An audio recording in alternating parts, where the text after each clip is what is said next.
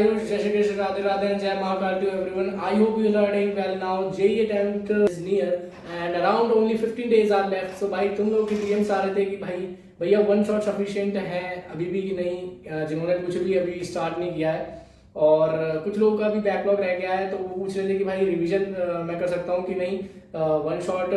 सो आज मैं video one shot पे लेके आया हूँ कि वन शॉट करने का करेक्ट मेथड क्या है जिससे आप एक सेफ स्कोर तक पहुंच सकते हैं और एक अपना 90 पक्का कर सकते हैं.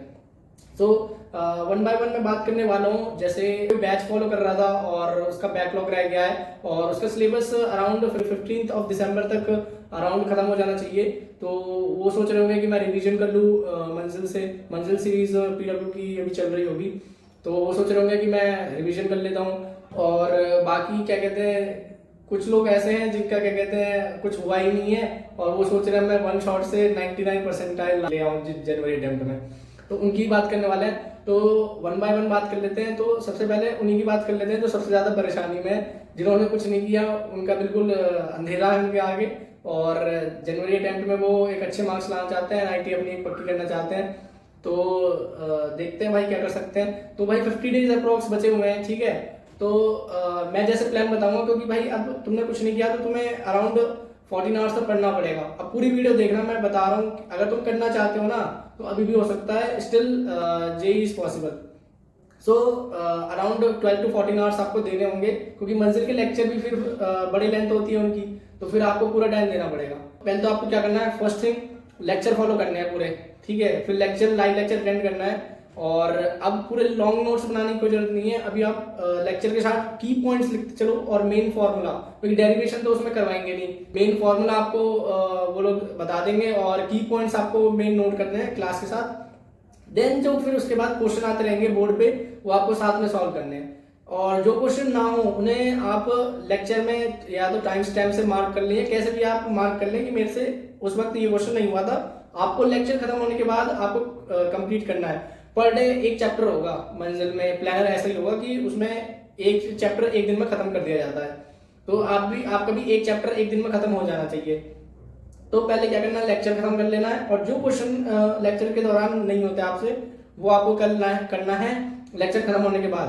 देन उसके बाद मंजिल में DPP मिल रही होगी, तो DPP आई थिंक आप बाद में कर लेना, लेकिन जो लेक्चर के जो PYQ थे जो तुमसे नहीं हुए, वो तो डेफिनेटली अटेम्प्ट करने ही है लेक्चर के बाद. देन उसके बाद मिनिमम 3 इयर्स के PYQ कर लेना जो क्लास में बच जाते हैं. मतलब क्लास में टीचर अगर लेना रह गया, मतलब क्लास में वो ले नहीं पाया क्लास के इलस्ट्रेशंस में, तो उसके आपको मिनिमम 3 इयर्स की PYQ करने हैं आपको टेस्ट करने के लिए.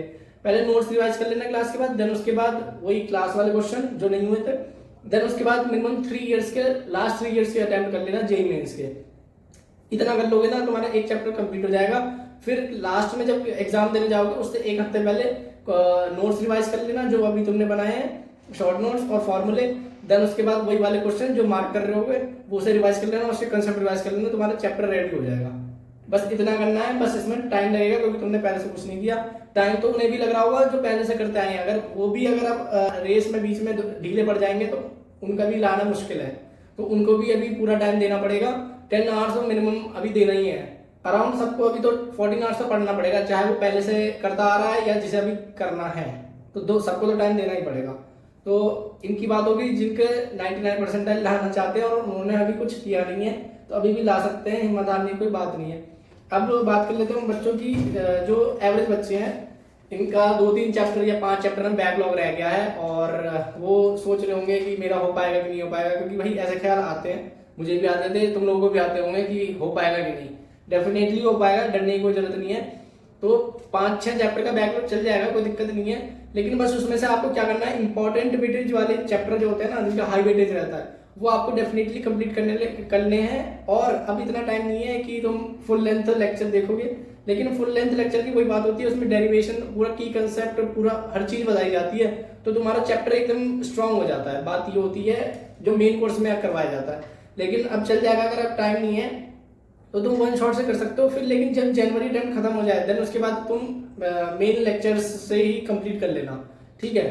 तो आप वन शॉट से देख लेना जो इम्पोर्टेंट चैप्टर है उनके, जो जिनके वेटेज कम है. सपोज मैं मान लेता हूँ फ्लूइड्स लास्ट ईयर उसका वेटेज बहुत ही गिर गया था, उसमें जनवरी अटेम्प्ट में अप्रॉक्स 5 क्वेश्चन आए थे सारी शिफ्ट मिला के. तो फ्लूइड करने की अब कोई बात बनती नहीं है अगर उसका वेटेज लो है तो। लेकिन बात आई जब रे ऑप्टिक्स की, तो रे ऑप्टिक्स आप जरूर से कर लें क्योंकि उसका वेटेज तो हाई आता ही है। कभी कभी 3 क्वेश्चंस भी देख लिए जाते हैं एक शिफ्ट में। तो ऐसे ऐसे जो चैप्टर है ना वो डेफिनेटली करके जाने हैं, इसका बैकलॉग लेके जाना ही नहीं है पेपर में। तो आप उसको वन शॉट से कंप्लीट कर लीजिए और मैक्सिमम 5 इयर्स के PYQ लास्ट ईयर्स के कर लेना, तो तुम्हारा चैप्टर रेडी हो जाएगा और लास्ट में वही जाते जाते तुम रिवाइज कर लेना बस। तो ये हो गई अपनी उनकी बात जो उनका बैकलॉग वगैरह रह गया। और उनकी बात भी कर लेते हैं जो सही करते आ रहे हैं अब तक, उनका कंप्लीट होने वाला है, रेस खत्म करने वाले हैं। कुछ लोग के वो पूरा कंसेप्ट तो रीड कर चुके हैं, पूरा सिलेबस कंप्लीट कर चुके हैं, लेकिन उन्हें भी डर रहता है अंदर से कि मेरा हो पाएगा कि नहीं, क्या मैं कंसेप्ट भूल रहा हूँ कि नहीं। ऐसे ख्याल तो आते ही नहीं है, जेन्युइन है, कोई प्रॉब्लम वाली बात नहीं है। क्योंकि सिलेबस कंप्लीट करने के बाद भी कुछ लोगों के टेस्ट में नंबर बहुत कम आ रहे हैं। क्योंकि बंदा भी मेरे को अभी मैसेज कर रहा था जस्ट वीडियो बनाने से पहले कि मैं सिलेबस कंप्लीट कर रहा हूँ, मैं लक्ष्य में हूँ, बट मेरे मार्क्स नहीं आ रहे हैं।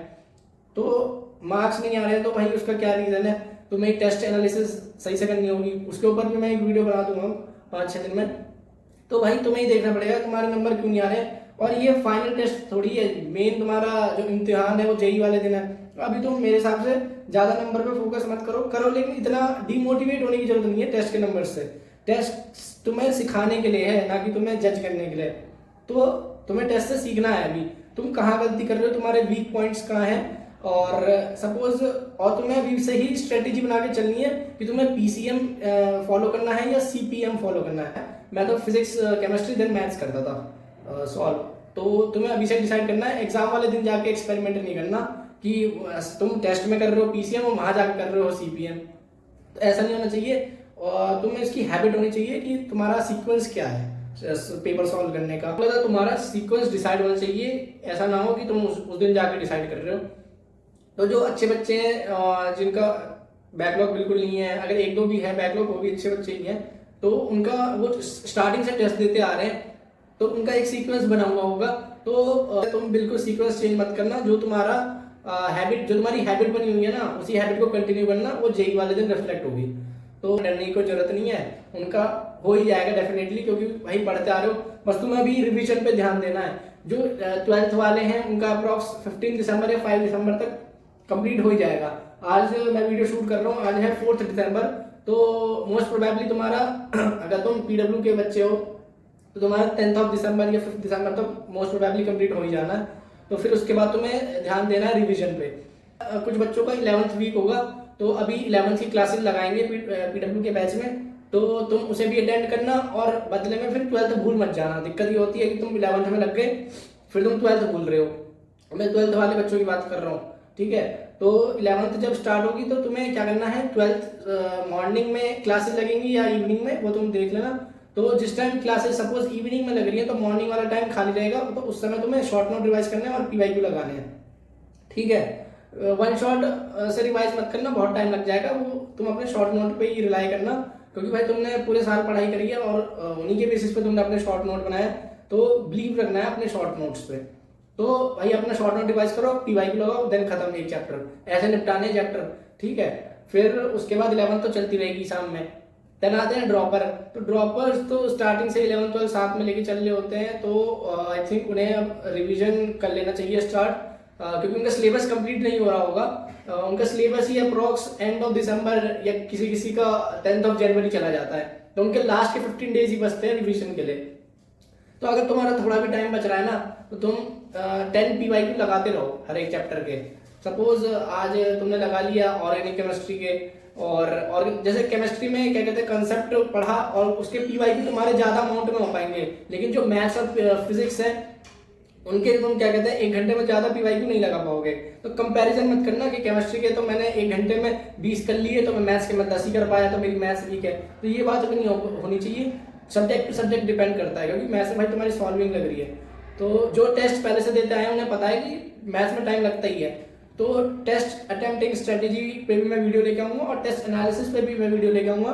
तो शॉर्ट रखते हैं और क्रिस्प रखते हैं वीडियो। तो मेरे को यही बताना था कि जब जैसे जैसे डेज कम होते जाएंगे तो इस वाले ट्रैप में नहीं फंसना है। वीडियो नहीं देखनी है कि 30 डेज स्ट्रेटेजी कि 30 डेज में ये कर लो तो 99% आ जाएगी। तो ट्रैप में बिल्कुल नहीं फंसना, अपनी पढ़ाई करते रहो, सबका हो जाएगा। बस समय देने की बात है। और बस इसी तरह से पढ़ते रहिए। तो thank you for watching, this is Ayush Kumar signing off. Thank you and don't forget to subscribe. और मैं किसी वीडियो में कहता हूँ कि भाई सब्सक्राइब कर दो मेरा चैनल, तो मैं इस वीडियो में कह रहा हूँ भाई सब्सक्राइब कर दो। और मैं रात के 2 बजे शूट कर रहा हूँ ये वीडियो, तो मेरे प्रैक्टिकल्स चल रहे हैं तब भी, तो भाई सब्सक्राइब कर दो। मैं देख रहा हूँ थाउजेंड्स न्यू व्यूअर्स है, वो रेगुलरली मेरी वीडियो देखते हैं बट सब्सक्राइब नहीं करते। भाई तुम्हारा कोई पैसा वैसा नहीं लग रहा, तुम्हारे भाई का चैनल है, सब्सक्राइब करो, that hit the red button and hit that bell icon. तो thank you for watching, bye.